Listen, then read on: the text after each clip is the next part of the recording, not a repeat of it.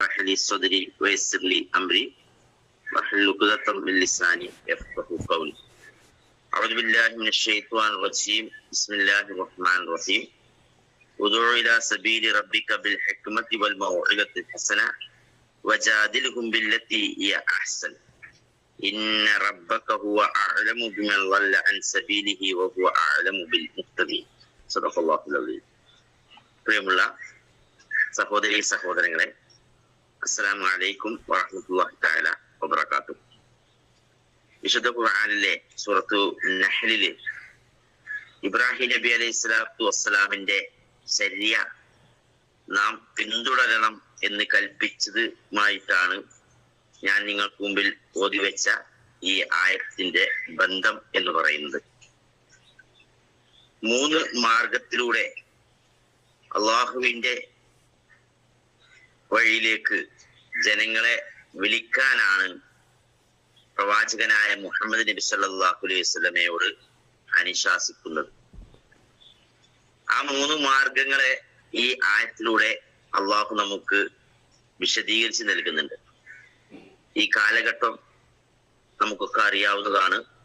നമ്മൾ ജീവിക്കുന്ന ഇന്ത്യ രാജ്യത്ത്, വിശിഷ്യ കേരളത്തിലൊക്കെ സൗഹാർദ്ദത്തിന്റെ അന്തരീക്ഷം തകർക്കപ്പെടാൻ വേണ്ടി പരിശ്രമിച്ചു കൊണ്ടിരിക്കുന്ന ദുഷ്ശക്തികൾ, മതസൗഹാർദ്ദത്തിന്റെയും അതേപോലെ തന്നെ പാരസ്പര്യത്തിന്റെയും ഒക്കെ ബന്ധങ്ങളെ അല്ലെങ്കിൽ അവർ തമ്മിലുണ്ടായിരുന്ന ഈയടുപ്പങ്ങളെ ഇല്ലാതാക്കാൻ വേണ്ടിയിട്ട് പരിശ്രമിച്ചു കൊണ്ടിരിക്കുന്ന ഒരുപാട് ആളുകൾ നമുക്കിടയിൽ ഇന്ന് ജീവിച്ചുകൊണ്ടിരിക്കുന്നു എന്നുള്ളതൊരു വസ്തുതയാണ്. അവിടെയാണ്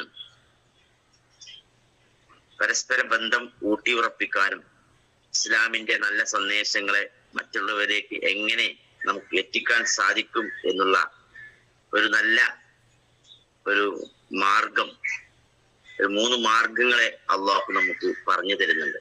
പ്രവാചകൻ ഇബ്രാഹിം നബി അലൈഹി ഇസ്ലാം പിന്തുടർന്ന മാർഗമാണ്.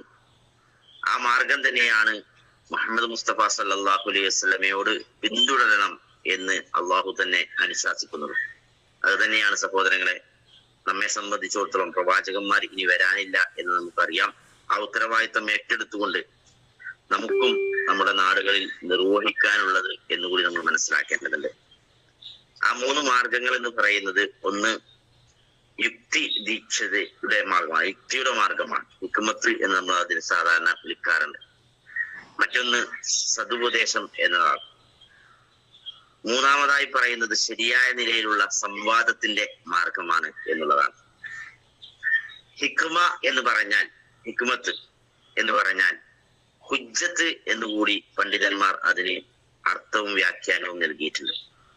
ജനങ്ങൾക്ക് ബോധ്യമാവും വിധം വ്യക്തമായ പ്രമാണങ്ങളുടെ പിൻബലത്തോടെ ആവണം നമ്മുടെ പ്രബോധനം എന്നുള്ളതാണ്.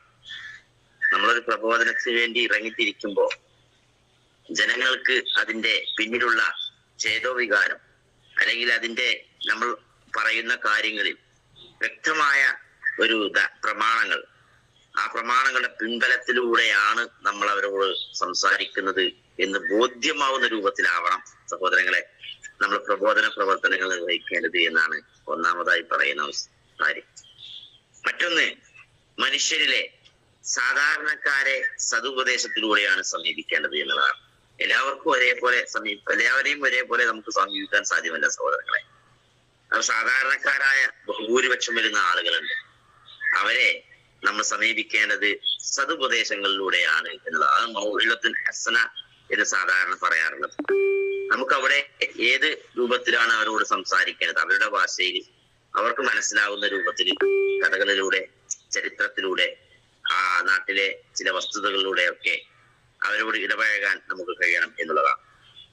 മൂന്നാമതായിട്ട് വേറൊരു വിഭാഗമുണ്ട്, അതാണ് കുതർക്കികൾ എന്ന് പറയുന്ന ആളുകൾ. കുതർക്കികളോട് മറ്റും സംവാദം ഏറ്റവും നല്ല രീതിയിലാവണം നടത്തേണ്ടത് എന്നുകൂടി അള്ളാഹു നമ്മോട് ആവശ്യപ്പെടുന്നുണ്ട്. എന്തിനും അത് അവർക്ക് അവര് എതിർക്കാൻ സാധ്യതയുണ്ട്.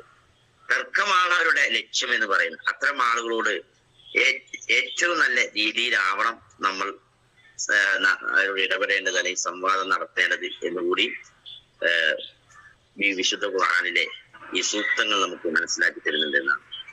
അപ്പോ പ്രമാണങ്ങൾ ഖണ്ഡിതമാണെങ്കിൽ അത് ഹിക്മയാണ് എന്ന് കൂടി നമ്മൾ മനസ്സിലാക്കേണ്ടത്. നമ്മുടെ കയ്യിലുള്ള പ്രമാണം അത് ഗണിതമാണ്, അത് ഹിക്മയാണ് എന്ന് നമ്മൾ മനസ്സിലാക്കുകയും അത് ഊഹാപരമാണെങ്കിലോ അത് മൗഇദത്തുൽ ഹസനയാണ്. അതായത് നമ്മൾ ചില കാര്യങ്ങളൊക്കെ നമ്മൾ സാധാരണക്കാരൊക്കെ സംസാരിക്കുമ്പോ അത് എന്ത് ചെയ്യണം, വളരെ നല്ല സദുപദേശത്തോടു കൂടി ആയിരിക്കണം നമ്മൾ അത് ഉണ്ടാക്കേണ്ടത് എന്ന് കൂടി നമ്മൾ മനസ്സിലാക്കേണ്ടതുണ്ട്. ഈ 3 രീതികളും അതേപോലെ തന്നെ ഞാൻ നേരത്തെ പറഞ്ഞ സംവാദത്തിന്റെ മാർഗങ്ങൾ എന്ന് പറയുന്നത്, സംവാദം ശരിക്കും പ്രബോധനത്തിന്റെ ഒരു മാർഗമായിട്ടല്ല പണ്ഡിതന്മാർ വിലയിരുത്തുന്നതെങ്കിൽ പോലും നമുക്ക് ചിലപ്പോഴെങ്കിലും സംവാദങ്ങൾ നടത്തേണ്ട ആവശ്യ ഘട്ടങ്ങൾ ഉണ്ടാവുകയും ചെയ്യാറുണ്ട്. അപ്പൊ ആ സമയത്തൊക്കെ നമ്മൾ നടത്തുന്ന സംവാദം എന്ന് പറയുന്നത് അത് മറ്റുള്ളവരെ തോൽപ്പിക്കണം എന്ന മനസ്സോടുകൂടിയല്ല, അത് നല്ല രീതിയിലാവണം എന്ന് കൂടി അള്ളാഹു നമ്മെ ഓർമ്മിപ്പിക്കുന്നത് നമുക്ക് മനസ്സിലാക്കാൻ സാധിക്കണം. ഈ മൂന്ന് രീതികളും ഉപയോഗിച്ച് പ്രബോധനം നടത്തേണ്ട കടമയാണ് നമുക്കുള്ളത് എന്നാണ് നമ്മൾ മനസ്സിലാക്കേണ്ടത്. നേർവഴി കാണിക്കേണ്ട ചുമതല അത് അള്ളാഹുവിനാണ്. ആരാണ് വഴി തേടുക എന്നും വഴി തെറ്റുക എന്നും അള്ളാഹുവിന് മാത്രമാണ് അറിയുകയുള്ളൂ, അല്ലെങ്കിൽ അള്ളാഹുവാണ് അത് തീരുമാനിക്കുന്നത്. എല്ലാവരും ഹിദായത്തിലാവും എന്ന എല്ലാവരും ഹിദായത്തിലാവണം അല്ലെങ്കിൽ ഹിദായത്തിലാവും എന്ന് നമ്മൾ അഭിലഷിക്കേണ്ടതില്ല എന്ന് കൂടി നമ്മൾ മനസ്സിലാക്കേണ്ടതുണ്ട്. നമുക്ക് നമ്മുടെ ഉത്തരവാദിത്വം ബലാഗ് എന്നാണ് സാധാരണ പറയാം. നമ്മുടെ ഉത്തരവാദിത്വത്തെ എത്തിക്കുക, അല്ലെങ്കിൽ നമുക്ക് എത്തിക്കേണ്ട സംഗതിയെ അവരിലേക്കൊന്ന് എത്തിക്കുക മാത്രമേ നമുക്ക് ഉത്തരവാദിത്വമുള്ളൂ. ബാക്കി ഉദവി നൽകുക എന്ന് പറയുന്നത് അവരെ നേർവഴിയിലേക്ക് നയിക്കുക. അതാണ് ഞാൻ നേരത്തെ പറഞ്ഞ ഞാൻ ഓതി വെച്ച ആയത്തിലൂടെ അള്ളാഹു നമുക്ക് പറഞ്ഞു തരുന്നത്. ഓരോരുത്തരും ഓരോ പ്രകൃതി അനുസരിച്ചാവും, അതായത് അവരവരുടെ ഓരോ പ്രകൃതിക്ക് അനുസരിച്ചാവും അവർ സ്വീകരിക്കുകയും അതായത് വിശ്വസിക്കുകയും അതിനെ നിരാകരിക്കുകയും ഒക്കെ നിഷേധിക്കുകയും ഒക്കെ ചെയ്യുക എന്ന് പറയുന്നത്. അപ്പൊ എല്ലാവരും കടന്നു വരുമെന്നും നമുക്ക് നേർവഴി പുൽകുമെന്നൊന്നും നമുക്ക് ഉറപ്പിക്കേണ്ടതില്ല അല്ലെങ്കിൽ അഭിലഷിക്കേണ്ടതില്ല എന്ന് കൂടി നമ്മൾ മനസ്സിലാക്കേണ്ടതുണ്ട്. അതൊക്കെ അള്ളാഹുവിലേക്ക് നമ്മൾ വിടുകയും അത് അള്ളാഹുവിന്റെ തൗഫീഖ് അനുസരിച്ചുകൊണ്ട് നടക്കുകയും ചെയ്യും. പക്ഷെ നമ്മുടെ ഉത്തരവാദിത്തങ്ങളെ നമ്മൾ എത്തിക്കുക എന്നുള്ളതാണ്, പ്രബോധനം നമ്മൾ നിർവഹിക്കുക എന്നുള്ളത് തന്നെയാണ് നമ്മുടെ കർത്തവ്യം എന്ന് നമ്മൾ മനസ്സിലാക്കുക. അതാണ് നിന്റെ നാഥന്റെ മാർഗത്തിലേക്ക് നീ വിളിക്കണം. എങ്ങനെ? ബിൽ ഹിക്മത്തി, ഹിക്മത്തോട് കൂടിയിട്ട് യുക്തിദീക്ഷതയോട് കൂടിയിട്ടാണ് നമ്മൾ വിളിക്കേണ്ടത്, യുക്തിബോധത്തോടു കൂടിയാണ് നമ്മൾ വിളിക്കേണ്ടത്. അതാണ് നമ്മൾ ഹുജ്ജത്ത് എന്ന് പറഞ്ഞ് പ്രമാണങ്ങളുടെ തെളിവോട് കൂടിയാവണം അവരെ അതിലേക്ക് വിളിക്കേണ്ടത് എന്ന് പറയുന്നത്. വൽ മൗഇദത്തുൽ ഹസനത്തി, അതേപോലെ സദുപദേശത്തോട് കൂടിയിട്ട് അവരോട് സംസാരിക്കാൻ സാധാരണക്കാരോട് ഇടപഴകാൻ നമുക്ക് കഴിയേണ്ടതുണ്ട്. വജാദിൽഹും ബില്ലത്തി അഹ്സൻ, പിന്നെ നമ്മൾ നേരത്തെ പറഞ്ഞ കുതർച്ചികളായ ആളുകളോട്, ഇങ്ങോട്ട് തർക്കങ്ങൾക്ക് വരുന്ന ആളുകൾ ഉണ്ടാവുമല്ലോ, അവരോട് ബില്ലത്തി അഹ്സൻ, ഏറ്റവും നല്ല രൂപത്തിലാവണം.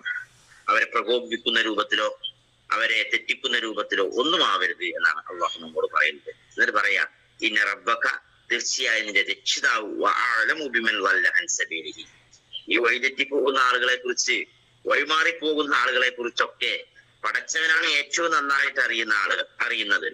വഹുവ അഅലമു ബിൽ മുഹ്തദീൻ, ആരാണ് നല്ല വഴിയിലേക്ക് കടന്നു വരുന്ന ഹിദായത്ത് ലഭ്യമാകുന്നത് എന്നും അള്ളാഹുവിന് മാത്രമേ നന്നായിട്ട് അറിയുകയുള്ളൂ എന്നുകൂടി ഈ ആയത്തിലൂടെ നമ്മെ ഓർമ്മിപ്പിക്കുന്നു. ഈ കാലഘട്ടത്തിൽ ഏറ്റവും പ്രസക്തമായ ഒരു ഉത്തരവാദിത്തമാണ് നമ്മിൽ വന്നു ചേർന്നിട്ടുള്ളത്. മുമ്പ് നമ്മളുള്ളത് തന്നെയാണ്, പക്ഷെ ഈ കാലഘട്ടം അത് നമ്മോട് തേടുന്നു എന്നുള്ള ഓർമ്മയോട് കൂടിയിട്ട് ഇതര മതസമൂഹങ്ങളോട്, സമുദായത്തിലെ ആളുകളോട്, നമ്മുടെ സഹോദരങ്ങളോട്, നമ്മുടെ അയൽപ്പക്കക്കാരോട് ഈ രൂപത്തിലുള്ള ഇടപെടലുകൾ നടത്തിക്കൊണ്ട് ഇണക്കങ്ങളും പിണക്കങ്ങളെയൊക്കെ മാറ്റിയിട്ട് ഒന്നിച്ചു നിൽക്കാൻ, ഒരേ സഹോദരങ്ങളാണെന്ന് ഓർമ്മിപ്പിച്ചുകൊണ്ട് നല്ല ഒരു മതസൗഹാർദ്ദത്തിന്റെ അന്തരീക്ഷത്തെ സൃഷ്ടിച്ചെടുക്കുവാൻ നമുക്ക് കഴിയേണ്ടതുണ്ട് എന്ന് മാത്രമാണ് ഈ സന്ദർഭത്തിൽ ഓർമ്മിപ്പിക്കുവാനുള്ളത്.